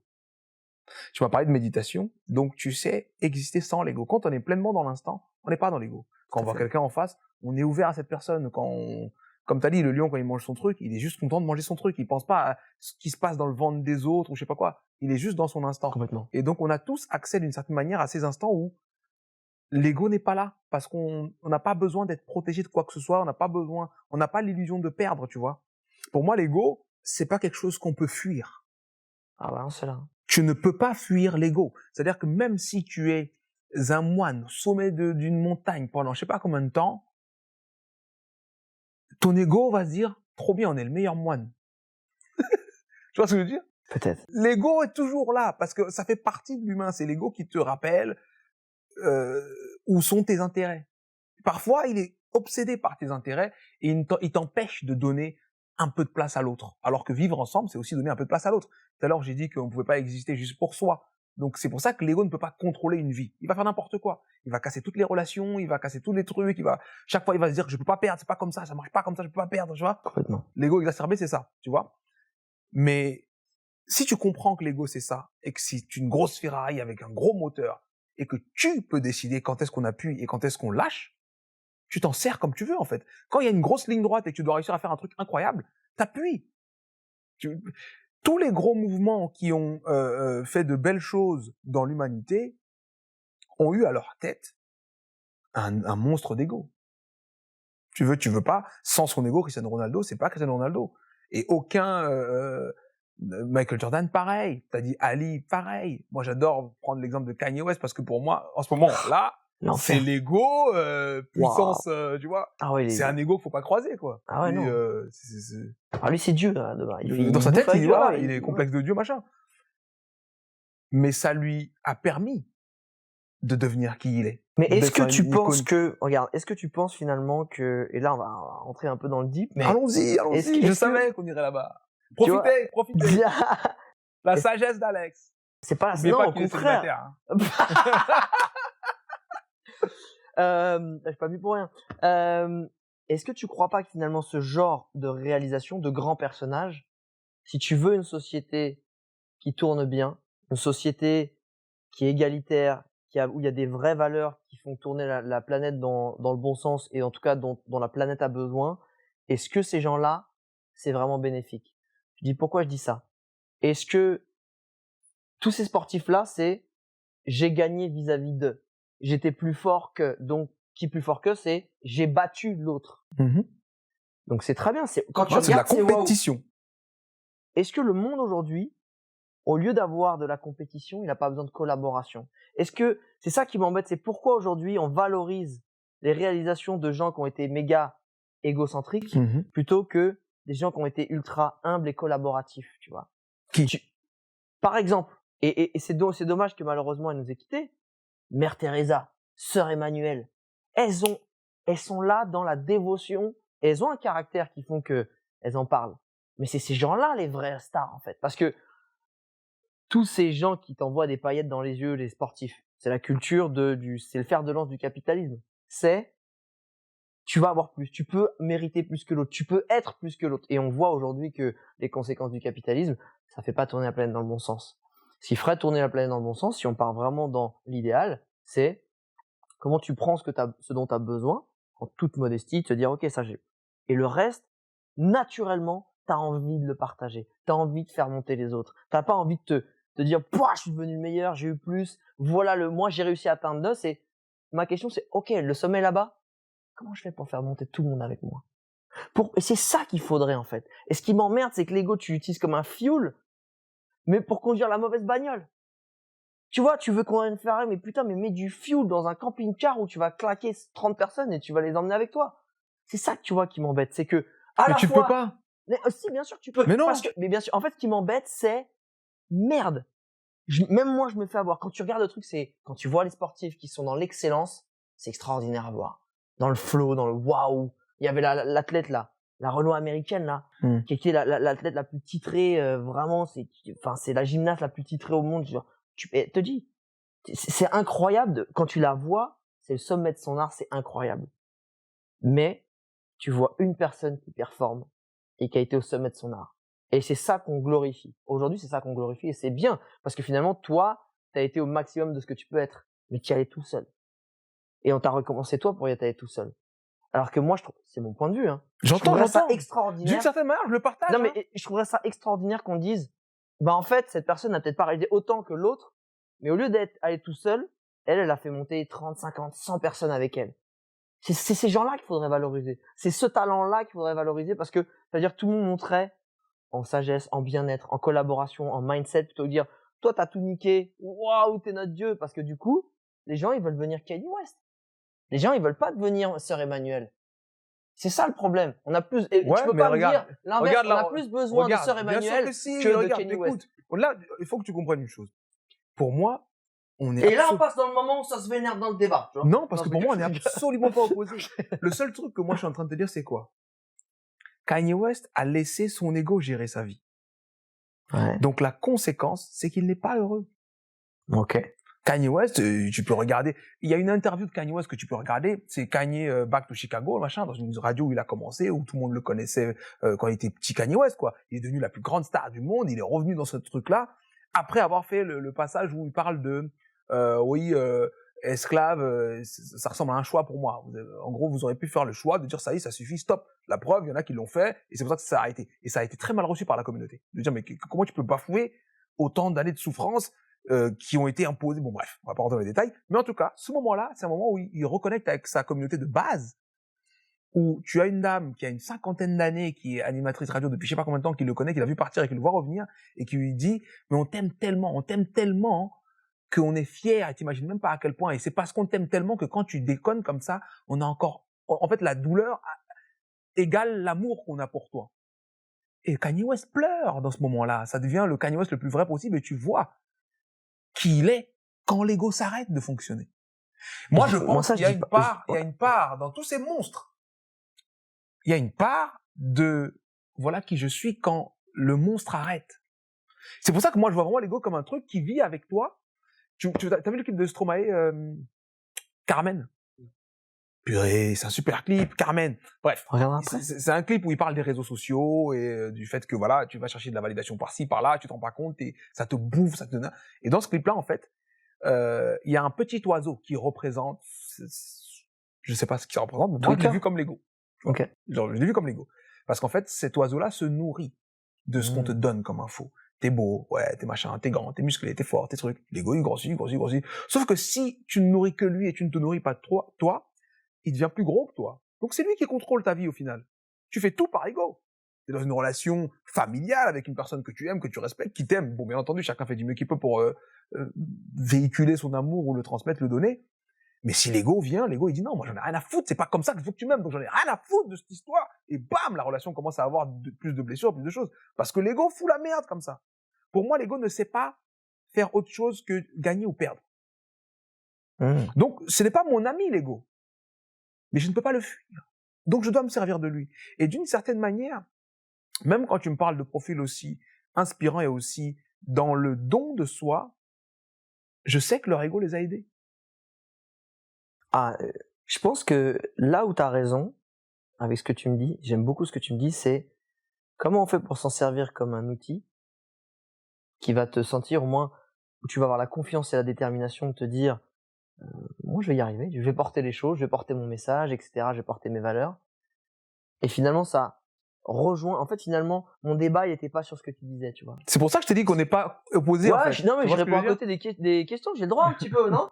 Non, et je dis, en final pour moi, c'est oui, l'ego que nous, dont on fait la promotion dans notre société, c'est pas le bon. C'est mauvais. C'est pas les bons exemples, tu vois. Mais effectivement, ça peut être totalement une partie de nous que l'on peut utiliser comme un petit réacteur, tu vois, qui va t'emmener là où t'as Et je besoin. travaille sur ça. Quand je te dis que moi, ce qui m'obsède, c'est justement aider les gens à ça, je travaille sur la meilleure méthode pour se servir de l'ego d'une façon saine. Parce qu'en réalité, l'ego, dès lors où il y a comparaison, c'est parce qu'il y a identification. Ouais. Et donc, même quand tu es une personne géniale qui sauve des vies, il y a identification. Tu as une définition du bien que tu t'efforces d'incarner. Quand tu dis, par exemple, je suis une personne de parole, c'est bien, ça fait de mal à personne d'être une personne de parole. Et il y a des jours où tu n'as pas envie de tenir ta parole, mais ton ego te dit, hey, t'es fou quoi? On est des gens de parole, nous. Alors on n'a rien à foutre, tu dormis 1 heure, t'as rendez-vous, tu vas à ton rendez-vous. C'est l'ego qui te fait véhiculer tes valeurs. C'est Tu intéressant vois? ce que tu dis. Et donc, le travail qu'on doit faire, c'est, je vais reprendre ce petit oiseau et changer les infos. Pas lui dire t'es beau, pas lui dire t'es plus intelligent que les autres, pas lui dire je sais pas quoi. Et c'est en ça où ta to-do list, tout à l'heure, m'a fait réagir. Très Parce que le intéressant. conditionnement au quotidien de se dire chaque jour, voilà ce que je dois accomplir dans cette journée, l'ego, il l'entend. Dans tout ce qui est autosuggestion, on parle à l'ego. Ouais, finalement, ton ego, il va se forger non plus sur les paramètres que la société te nourrit depuis que t'es gamin, c'est-à-dire l'égoïsme, le côté beau, le côté riche, etc. Mais toi-même, au quotidien, inconsciemment, si t'es dans cette démarche-là, tu vas le nourrir d'autres valeurs. Et après, quand lui, il va se manifester, il va se dire, nous, on est quelqu'un de bien. Et en fait, dans Exactement. les actes, tu vas générer des choses bien. Exact. Et c'est ça qui fait au final qu'une personne est Très satisfaite intéressant. de sa réussite. Parce que quand tu parles à une personne, tu vois par exemple, moi j'envie beaucoup la vie que tu as pu mener de par les voyages que tu as pu faire et surtout que le côté, c'était pas je travaille pour avoir de l'argent pour voyager, c'est non, je voyage et c'est mon travail, tu vois.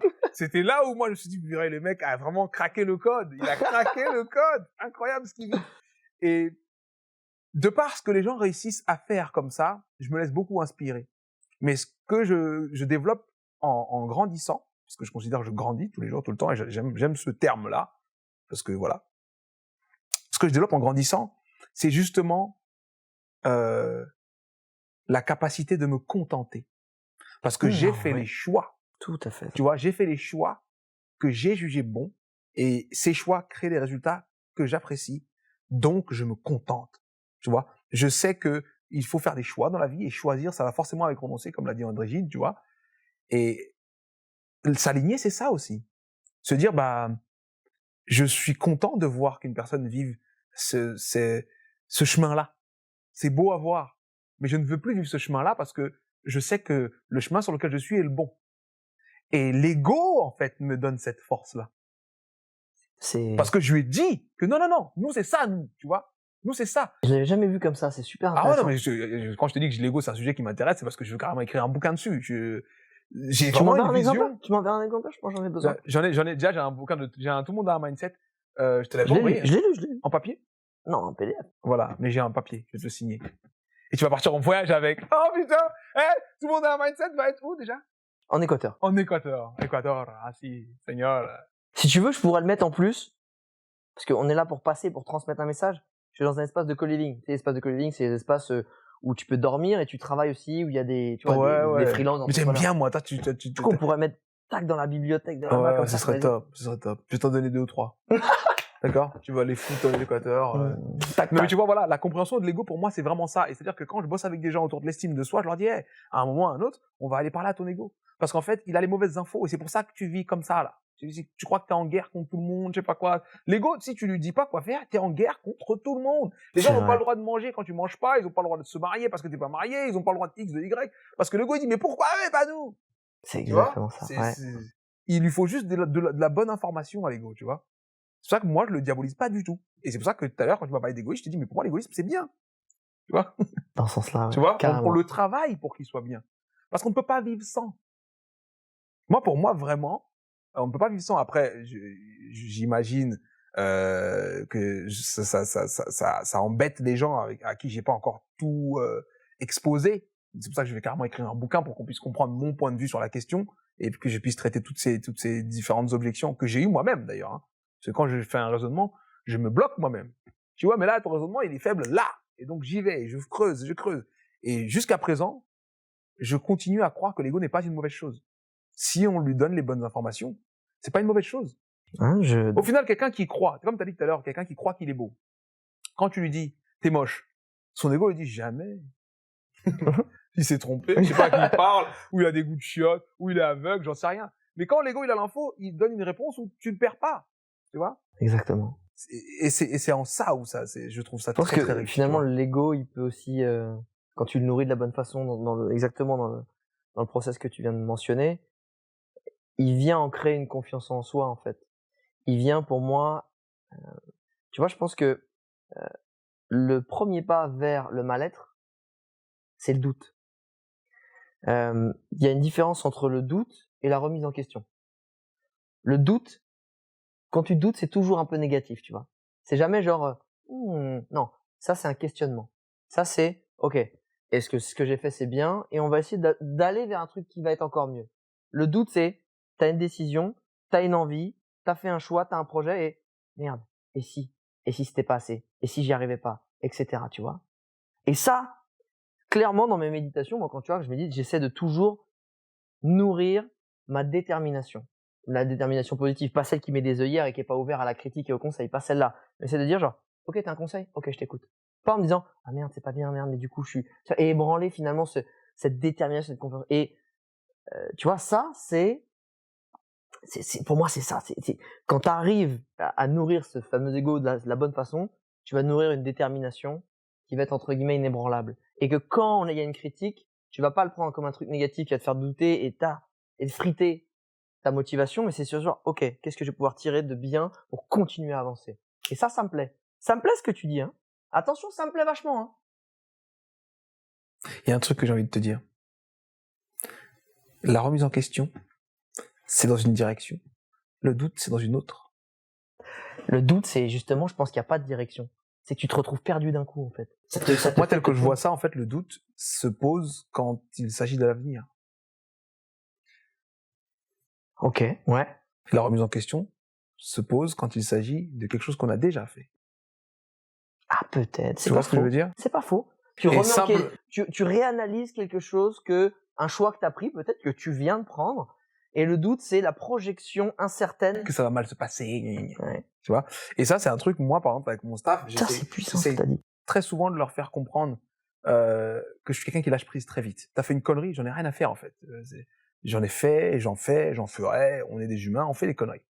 Par contre, hors de question de faire une connerie sans se remettre en question. Hors de question d'avancer et de se dire, bon, bah, les conneries, ça arrive, et on sait pas pourquoi, et il y en aura d'autres. Non, c'est pas ça le message.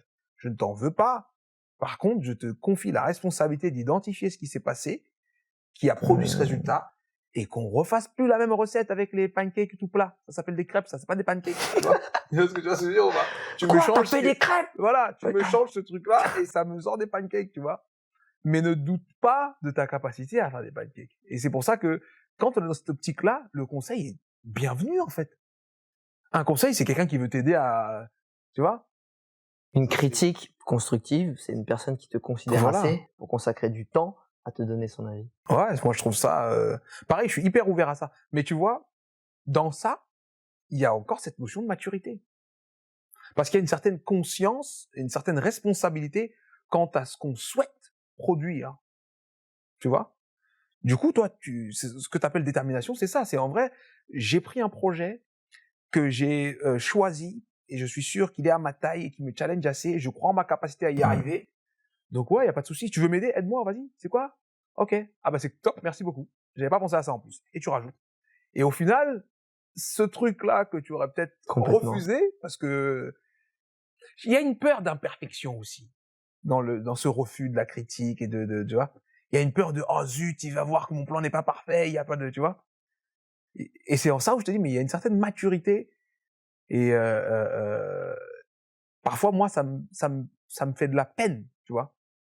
Par rapport à quoi? Parce que j'ai des gens avec qui je travaille qui ont, moi tu vois l'effet Pygmalion, je regarde ce que tu peux être. Je t'imagine. Tu projettes. Je projette, tu vois, la meilleure version d'Alex. Je vois un Alex incroyable, je vois un Alex, tu vois, de musclé fou, un peu, je du vois coup, comme toi? musclé de fou malade, Non, musclé, bah, tu vois, stylé, de ouf. free spirit, tu vois. Bon, ça c'est parce que c'est pour Du coup, tu reviens à la réalité maintenant. Mais si on doit bosser ensemble sur quoi que ce soit, si par exemple demain je t'ai dit il faut qu'on fasse un programme pour X ou Y, ou que tu viennes sur une conf, que tu parles, je vais projeter ça. Je vais dire, hey,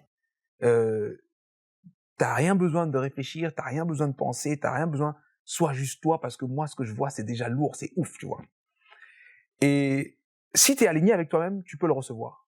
Et tu peux juste venir faire, parce que tu acceptes d'une certaine manière de faire partie du projet, donc tu acceptes la responsabilité de venir faire de ton mieux. Et moi, j'ai pris la responsabilité de dire, je lui fais confiance, il fera de son mieux. Il n'est pas censé avoir de doute, de je sais pas quoi. Et dans mon staff, parfois, il y a ces moments de doute où on n'ose pas, où j'avais cette idée, mais j'ai pas, où je voulais, mais tu vois. Et moi, ça me fait beaucoup de peine d'une certaine manière parce que, C'est du gâchis. bah ouais, je vois le potentiel, je sais. En fait, je suis entouré de personnes qui peuvent réellement m'aider à mener à bien cette mission qu'on a tous accepté voilà, qu'on a tous accepté et parfois qui ne s'autorisent pas à le faire, tu vois. C'est vrai. Et en ça, moi, ça me fait beaucoup de peine, tu vois, parce que je me dis, mais je vais des fois prendre soit des prestats ou soit des gens pour faire des trucs et je sais qu'ils vont me faire moins bien que toi parce que tu fais partie du truc, en fait. Je sais pas, c'est comme si tu vis chez toi et puis tu as ton enfant qui est adolescent et tu lui dis, s'il te plaît, range le salon. Et il dit, mais je peux pas, j'ai peur de ranger le salon et tout. Et tu prends une femme de ménage ou un homme de ménage qui vient ranger le salon, mais il peut moins bien le faire que ton enfant parce que ton enfant sait comment on utilise le salon. Tu vois Il ce que sait je veux où dire? ça se range Il bien. sait où ça se range, il sait comment on l'utilise, il sait pourquoi faut mettre les choses comme ça et où est-ce qu'on va ranger ci et ça parce qu'il le vit ce salon, tu vois. Et c'est ça qui me fait un peu de peine aussi dans cette notion de je suis pas encore complètement vulnérable en fait dans ma façon de prendre part à un projet, tu vois. Parce que dans ce manque de vulnérabilité, il y a l'inconvénient de ne pas apporter ce qu'on peut apporter parce que justement on a peur de mal faire. Et il y a aussi l'inconvénient de ne pas se prouver qu'on a sa place. Parce que vu que tu ne t'autorises pas à apporter ce que tu peux apporter, t'as peur de ne pas apporter ce qu'on veut que tu apportes. Du coup, tu t'annihiles avant même que ça. Ça crée rien de bon. Et c'est un truc qui se retrouve dans plein de relations, tu vois. Même dans les relations amoureuses, il y a ça. Ah bah encore plus. Tu Parce vois, que s'il y a l'insécurité cette d'autant plus notion grande. de La peur de perdre en permanence. voilà, tu vois, je m'autorise pas vraiment à donner qui je suis parce que j'ai peur que ce que je suis vraiment ne plaise pas et me crée du rejet, et tu vois. Je vois. Et voilà. Et donc je vis tout ça avec beaucoup d'empathie. Donc des fois je suis très Putain, t'as de la chance. entre triste et frustré et voilà quoi. Mais ce que tu disais ouais par rapport à l'ego, Pour toi, l'ego, c'est de la conviction et de la détermination exacerbée. déjà pour moi l'ego c'est presque un être. À part entière. Là, tu Ouais, confonds. ouais. Alors moi, tu vois, je crois qu'on a un autre être en nous. Enfin, mais c'est notre subconscient. Tu sais que les études ont prouvé que 80% de l'activité cérébrale est générée par ton subconscient. Pourtant, 80% de l'énergie dont consomme le cerveau, c'est fait par les 20% de ton conscient. Et ton subconscient, même s'il génère 80% de toutes les tâches, il ne consomme que 20% d'énergie. Et apparemment, ils ont vu que tout ce que tu fais, dis, ou en tout cas a envie, ton subconscient l'a calculé à peu près entre 2 à 5 ou 6 secondes en amont. Et en gros, tu es un peu le tributaire de tout ce que de ton subconscient. Ouais. C'est pour ça que c'est important pareil, de le nourrir un peu comme l'ego, de le reprogrammer. Ça, je pense que ça va être un truc auquel tu parles beaucoup. Le subconscient, c'est si tu nourris ton subconscient, hein, tu vois, vraiment de belles choses, de choses positives, de valeurs, de challenges, de partage, etc. À force, tu vas être là-dedans, tu vois. Et inversement, si tu nourris ton subconscient c'est un peu comme l'intelligence artificielle on le revoit, l'intelligence artificielle, pardon. On a vu que dès qu'elle commence à faire du deep learning, donc c'est-à-dire qu'elle apprend avec ce dont elle a à disposition, il y avait des hackers qui avaient balancé que des trucs super nazis et racistes, et l'intelligence artificielle était devenue raciste de ouf en quelques heures, tu vois. Mais moi je le différencie quand même. Pour la simple bonne raison que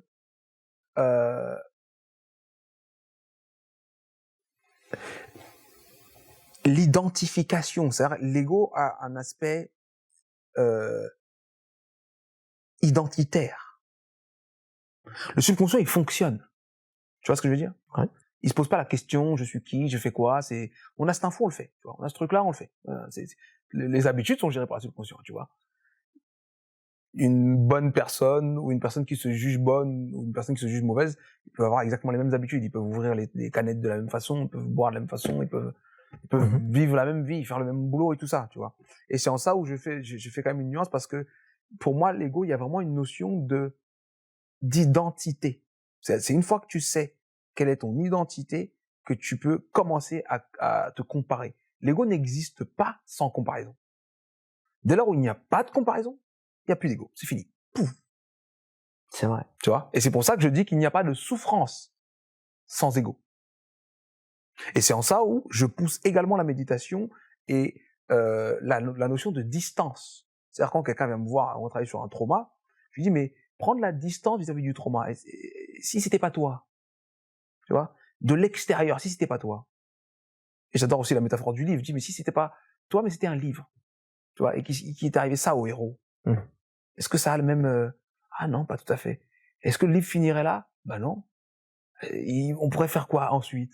Tu vois? Et juste parce que tu as regardé ta vie comme ça, Super bah tu vois, intéressant. ça c'est un truc. C'est souvent je dis même ça aux gens. Je dis tu sais quoi? Tu sais quoi? Tu es le héros d'un livre. Putain, tu Et sors ce un livre punchline. commence maintenant. Tu vois? J'adore. Papa. C'est ce que je dis souvent. C'est ça, moi. Moi, ma vie, c'est un roman d'aventure dont je suis le héros. Voilà, t'es le héros. Et tu fais le chiffre de, bon, ok, bam, nouveau chapitre, nouveau livre, ça commence maintenant, tout de suite, bam, premier jour du reste de ma vie, premier jour de chaque. Et automatiquement, tu réfléchis plus à l'avenir. Tu as envie de, il y a une certaine impulsion, il y a une certaine, une foi en l'avenir, tu vois. Tout est possible, c'est un livre. Et tu l'écris en plus. Qu'est-ce que tu veux écrire dedans, tu vois? Exactement. Voilà. C'était fort. Écoute, riche. j'ai passé un super moment. Ouais. T'as c'était des fort sacrées réflexions qui font du bien à la tête. Très Merci, fort. toi aussi. Très très fort. Très très fort. C'est vrai que je suis content. Je pense que c'est. Je suis super content aussi. Voilà, je pense que vous êtes content aussi. C'est un épisode. C'est marrant parce qu'on avait vraiment rien prévu. Donc j'ai hâte de te réinviter pour qu'on discute des mises à jour. Ok. Tu vois, de choses qui auraient bougé. Ça, on aime. En fait, il y a un aspect aussi que je pensais qu'on allait aborder. C'est l'aspect un peu business et puis pas du tout finalement. Mais tu sais quoi? Tu viendras l'aborder sur le mien. Ouais. Ok. En plus, toi, tu fais à distance et tout. Bien sûr. Ouais, donc on peut le faire dans quelques semaines. Bien sûr. Ok, bah cool. Laisse-moi juste Fantastique. trouver en Équateur une bonne connexion qui est des fafas et puis voilà, on fait ça tranquille. Ça te va? Ouais, nickel. Bah, écoute, Merci génial. beaucoup, Alex. Avec grand plaisir. Merci à vous. Voilà. Plein de belles ondes. N'oubliez pas qu'il est célibataire. Hop. Le gars est célibataire. Donc, Alex Viseo, ça s'écrit ici. YouTube, t'es encore dessus? Bien sûr. Ah ouais? Ah, bien sûr. Je vais reprendre. Le contenu est sur YouTube aussi? Ce que je vois sur Instagram et tout ça, c'est sur YouTube aussi? Ouais. Oh, lourd! Alors, pas tout ce que tu vois, les petites pastilles, mais de toute façon, là, en plus, je t'ai dit, je vais recruter un filmmaker, donc on va envoyer des trucs très sympas, je pense. Ah ouais, du steak. Ouais, du gros steak. Ouais, j'aime beaucoup. Fantastique. Ça fait plaisir. Merci mon frérot. Ah, merci Et à toi. que Merci ton pour voyage l'invite. soit bon. Je suis content d'être le dernier, bon pas le dernier, parce qu'à l'aéroport il y a plein de gens, mais bon. Je suis Ah, quand même ton dernier, je suis ton j'ai dernier rarement rendez-vous, fait tu un vois. petit podcast avant d'aller prendre l'avion. quand Ouais, même. c'est quand même. C'est assez tu vois, flex. Et en plus, t'es à côté de l'aéroport, quand même. ouais, ça c'est pas Parce mal. que c'est rare de faire une destination lointaine et de partir d'Orly. Ouais. J'ai revérifié plusieurs fois parce que je me suis dit, c'est chaud. Et non. Mais ça, c'était le destin. Ciao tout le monde. Salut! Et voilà, c'est la fin de la vidéo. J'espère que ça t'a plu, j'espère que ça t'a inspiré, que ça t'a ouvert l'esprit sur d'autres possibilités, que tu es motivé, inspiré, que tu as envie de faire de nouveaux choix pour créer de nouveaux résultats. Avant de passer à la suite, j'aimerais s'il te plaît que tu prennes un tout petit instant, c'est très important pour moi, pour me dire en commentaire ce que tu as pensé de ce contenu. Est-ce que tu as des suggestions à faire? Est-ce que tu as des remarques? Est-ce que tu as des commentaires? S'il te plaît, laisse-le juste en dessous. Ok? Et si tu veux voir d'autres choses pour continuer à chercher l'inspiration, la motivation et l'envie d'exécuter, tu peux cliquer juste ici. Et surtout, si tu n'es pas encore abonné, abonne-toi, active les cloches de notification et mets un petit pouce, hein, c'est bon pour l'algorithme. Allez, ciao!